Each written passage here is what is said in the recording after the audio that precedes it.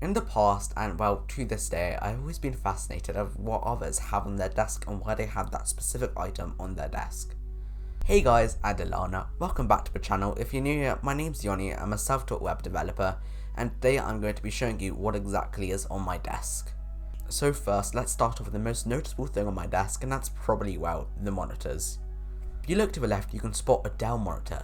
This is a 24-inch Dell monitor, which I do not know the model number of, and it is discontinued because it's that bad. Of course, the monitor isn't that bad. It's okay for the price. It's actually discontinued though. But for a cheap monitor, I think it was around £99. It's a pretty good screen, to be honest, actually. My main issue with this screen is just it doesn't look too good, to be honest. When you look at it really up close, you can see all the pixels, and the colors are terrible. Ugh. The colors aren't good. I'm looking at the screen right now. Sorry, hi camera. The colors are just not a fan of them. But the screen is pretty good for having files, Apple Music, Safari, Discord, all of those fun applications on the screen. It's perfectly fine for those use cases. But when I need to actually get down to the nitty gritty and edit photos and videos, that's when my main screen comes into play. So my main screen is the LG, I don't know the model number. I had it over here. Move the keyboard out of here. And we shall look it up. What's the model number? What's the model number?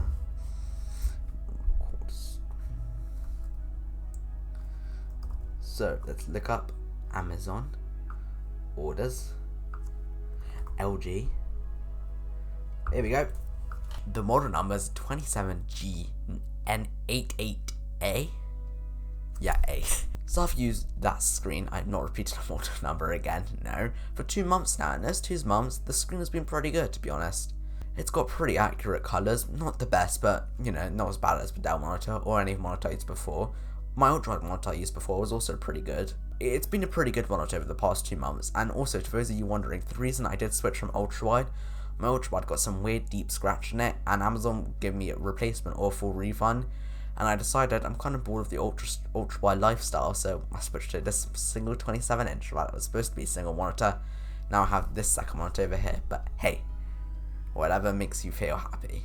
The whole selling point though of this LG screen is that it's 144Hz. This makes everything feel as smooth as butter, and I mean smooth.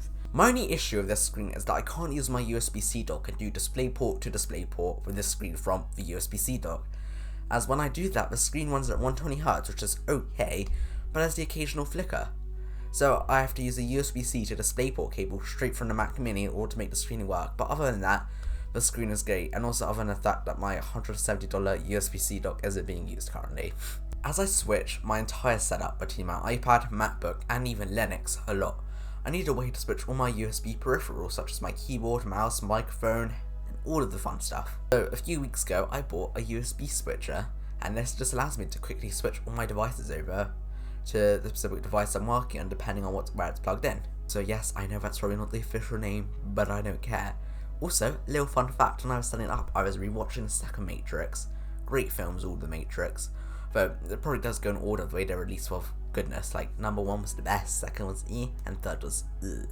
As both screens, mouse, keyboards, everything does not plug into my USB-C dock anymore, I may have spent $170 on a thing I only used to plug in SD cards, hard drives, and SSDs. But I did actually used to use this dock when I did use my MacBook instead of my Mac Mini for my whole setup.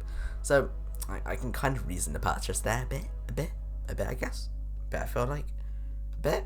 You feel like a bit? I feel like a bit. I'd say it's a bit, probably. I do actually have some future plans though for the dock, so it will also not be going to waste in the future, which is why I'm not getting rid of it right now. But right now, as I said, the dock is just used for hard drives, SD cards, SSDs, and the occasional time I need to plug in my headphones wired into the dock, because some bizarre reason, sometimes with the M1 Mac Mini's amazing Bluetooth performance, it's terrible by the way, there's issues with it, I need to sometimes use the headphones wired when editing A-roll, as I'm speaking like this, but the audio is way behind there, and my speaking part's over here. Fun. Well, just as a little caveat, when I did use the dock a lot, this dock was pretty good dock. It's a dock I'd recommend if you're willing to spend some cash on a dock, but I'm pretty sure they're more expensive now, so get what you bargained for. My only issue when I first got this dock was it sometimes likes to turn off when being used. It's a bit weird, but I managed to live with it because how much better it made my life when using it, and it's very rare to happen. It probably happens once a day for like 2 seconds. It was annoying, but I'm willing to live with it because how much easier it makes my life and everything. I've been using the MX Master lineup of mouses for 2 years now. I started off with the MX Master 2S, and a few months ago I decided to take the plunge and upgrade to the MX Master 3. I really have enjoyed the MX Master 3 and the MX Master 2S for all of its great ergonomic design. Favorite features though of this mouse are definitely the side scroll, infinite scroll, and a great ergonomic design. I've seen multiple mouses with all these features, but none of these mouses managed to combine all these features into one to make it so perfect. This mouse is probably one of the best mouses on the planet in my opinion. Disclaimer though, as a Vim user, yeah I use Vim by the way, I hate to use the mouse for basically everything. If I can, there will be a keyboard shortcut for it. That is why the other day I spent an hour or two creating a script to change my backgrounds instead of using my mouse. Because using a mouse, that's not cool. Like, who uses their mouse? Why? Who uses their mouse, seriously? If you use your mouse, click off the video now. Unsubscribe, click off the video, dislike the video, get off. I don't want you here if you use your mouse for anything. The Kinesis Advantage 2 is my favourite keyboard I've ever used. And I'm sure you recognise that name and, well, this keyboard, as you've probably seen it before. Oh yeah, Linus made a video about it, I made a video about it, hundreds of other channels have made a video about it. You've seen it before, probably. Although if you do want to learn more about it, check out my video I made 2 weeks ago talking all about my thoughts and experience of this keyboard. My official leather mousepad, I won it from a giveaway by a company called Leather of London. Disclaimer, that probably means they only do stuff in the UK, as in London is in the name, but hey, who am I to say that? But the mousepad is a real nice leather mousepad, and I've not got many complaints of it. My 2 complaints are, because you know me, I have to complain about everything. If you haven't met me in real life, you know I complain about everything, especially the mouse, yet again. Who wants to use this mouse? So my 2 complaints are when I first got the mousepad, if you look in the top left corner, there's some weird purple stain, and also near the middle of the mousepad, there's some weird line hole thing. I can't quite figure out why it's there. And you know what, these things are annoying, but they're not deal breakers, and I probably wouldn't buy this myself, because I wouldn't see me need to buy a leather mousepad, but I want it for free, so I'm going to take it, and I'm going to use it as leather mousepads look good. I've been using the WH-1000 XM3s by Sony for 2 months now. Also, quickly, why do Sony and AMD both have such terrible names for their products? I agree with that, it says up there. I agree with that wholeheartedly. In the 2 months of owning these headphones have allowed me to get work done in places I would have never imagined getting work done before. Such as my sister's bedroom, the kitchen, or basically anywhere else in the house. Outside world is pretty fun, but the house? I never dreamed of doing work in the house. Too noisy. Along with the great active noise cancellation, these headphones also do sound really good in my opinion. Though, I'm not an audiophile, so you audiophiles, how do you think these sound? They trash to you? Probably everything's trash to you guys. You know, unless it costs 50 grand. You know, £300, how much I paid for these? $230, Prime Day deals. $230 for these? Trash, get out of it. But in all seriousness, if you aren't an audiophile, and if you are, get off, I'm not an audiophile. These headphones do sound pretty good, and they are pretty good value for money, in my opinion. Although I would recommend getting the newer versions, the WH-1000 XM4s.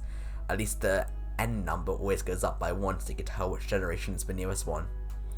Great naming there, Sony. Just almost as bad as the iPhone XS Max. iPhone Extra Small Max. That's still my favourite product name of the year. Shoots 2 years ago.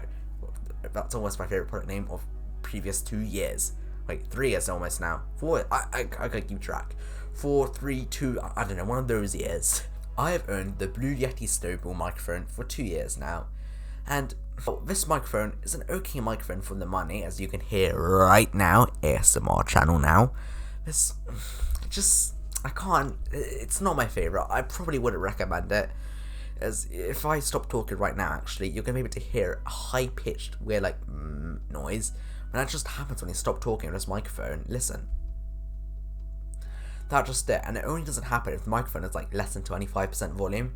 But if I turn it down to less than 25% volume, you can't really hear me. Just listen. Go on a computer. 25%. This is me talking at my regular volume. And I'm guessing you can't really hear me well now. I can't hear it. But I'm guessing you can't hear me well. Now, I don't keep the same volume as before. I'm sorry if it isn't equal volume. Well, fuck you if you care. But, it's just, I don't know if you could hear that. I can hear it, but I don't think it sounds good below that volume, in my opinion.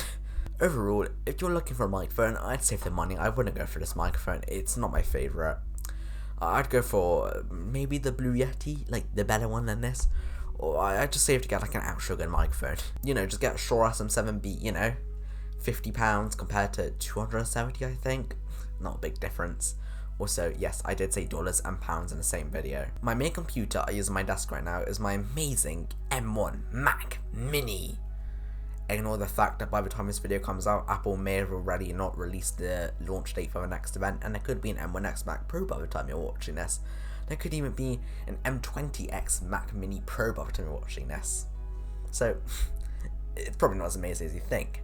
But hey, if you're in the future, what's up? So last week, or if you're in the future yet again, maybe a few years back, 300 billion years back, you probably won't be a thing then, but hey, you never know. I made a video all about how I've been using this computer for the past 6 months of daily usage. And this computer has been holding up amazingly, so if you want to see that, check out the video. Right here, or here. I don't know what side it's going to be on YouTube, probably that side actually, so click on it. Do it. Do it, young Skywalker. Linux is one of the things I'm very interested in, as, you know, everyone seems to be using Arch, by the way. Do you use Arch? Yeah, I use Arch, by the way. Cool, I respect you. So you may have noticed in some of my previous Instagram posts in the past week, and from last week's video, that there's been a little Dell laptop on my background. No, I'm not abandoning Apple as, you know, I'm a sheep. But, gotta love me some of that Linux life, so recently I'm making a new video coming out in a few weeks, maybe a month, you never know, titled, I switched my dev workflow to Linux for a week. So far the video's been going fine, although I'm like a day into the challenge because I've just been setting everything up, so, you know, not really been doing much so far. But hey, Linux is pretty cool though, compared to macOS. There's so much more you can customize. You can even have a proper tiling window manager, unlike my scuffed tiling window manager, Amethyst on my Mac. And when I'm being a good little iSheep, I like to use my MacBook Pro as my laptop. When I use my MacBook Pro though, it's just a bit of a jet engine. You ever seen like one of those drones take off? Imagine that, but you could probably put a MacBook there instead, probably even get higher. They just get so hot, this MacBook, like, sounds like a jet engine. It's hotter than the sun at this point. It's pretty fun to MacBook, it likes to get hot. I think it's its favourite activity, to be honest. And to be honest, that's why my iPad is kind of my main laptop. Yes, the iPad can't replace a computer. Shut up, you weirdos. The iPad can replace a computer, and I will die on that hill. At my desk and all around my bedroom, you can see I have Hue LED strips. And no, this isn't for aesthetics. This is so I can have discos, because it's the 70s, boys. I even used to have one behind my desk so I could have discos while working. But, well, it broke. Half of the LED strip had the wrong colours. Spoke to Philips Hue, December the 9th, if I remember correctly, 2020, around 3 PM, when I was actually using Linux at the time, because my MacBook was in repair. And, well, all these months later, still waiting, Philips. I got an email the other day, on the 30th of June, saying, we'll come in to pick up your LED strip on the 28th of June. Hey, wasn't that 2 days ago? No. So I responded saying, hey, where you guys at? Still no response. Cheers, Philips. You guys are a great company. I'm definitely not going to be buying from there again. To be honest, if you're looking for a good light strip, I'd just go for Yeelight or LifeX. Why do you know a toy is smart at this point? So Philips Hue, you suck. And no, I don't care if you like Zigbee. In fact, roll the clip. Oh, the Zigbee! Oh, the Zigbee! Oh, the Zigbee! Oh, the Zigbee! Oh! You may have noticed in some of my YouTube videos and some of my Instagram posts, follow me on Instagram if you want, that there are pictures of my dogs on a slideshow next to me. So look, there's Lola, there's Alfred and Lola. So they're appearing over there. What this is just my Google Home Hub. I barely ever use this for any of the smart stuff. It's just used to show me time and pictures of my dogs and my alarm. But when I do use this for smart stuff, it's pretty cool. Although, as I said before, it's literally just used to show pictures of my dog. I get it half price though, so I consider that a worth it purchase to look at my dogs, the time, and an actual good alarm that wakes me up. The reason this is my favourite alarm, I don't have to say, okay Google, stop, please don't trigger. Don't trigger, go away. No, go away. I don't have to say that, as Google just had a bit of a panic attack. I don't have to say that. Google, you heard me? I don't have to say that. Don't trigger. Good. So I don't have to say that, stop my alarm, and I have to say, Alexa, stop the alarm, or hey Siri, stop the alarm, please don't trigger Siri on any device. Siri didn't trigger. But Yeah, so I don't have to say that basically. In fact, that's the only reason I used the Alexa in my room. That's why my first generation Echo has been kicked out of my room. It's not plugged in anywhere right now in the house. So I wouldn't really use Alexa anyway. So I think Alexa and Ring, Amazon in general, terrible company. Amazon's only good feature is just shopping online. Please, Amazon Prime Video sucks. Ring sucks. Alexa sucks. 3 out of its 4 products I can think of. Oh, no, Kindle's good. In fact, Kindle, right over here. Also, if you know about this book, you know. Wink. It's the book, by the way. But basically, I think almost every product at Amazon sucks, other than Kindle and Amazon on top of my head, which I can think of. As a Ring, well, Ring takes around 5 minutes to load the doorbell. It says the quality is 1080p. Although, if that's 1080p, what does 720p look like, Ring? It's honestly ridiculous how Ring is still a company at this point. It just makes such crap products. In fact, did you guys see their new attack helicopter they made to protect your home? Roll the clip. Here at Dystopian Attack Helicopters Incorporated, we know that people are just the worst. Look at this asshole. Thanks to our new system, when an asshole is detected, a Dystopian Attack Helicopter will be dispatched to get rid of the burglar. No, we're not joking. Look, this is life now.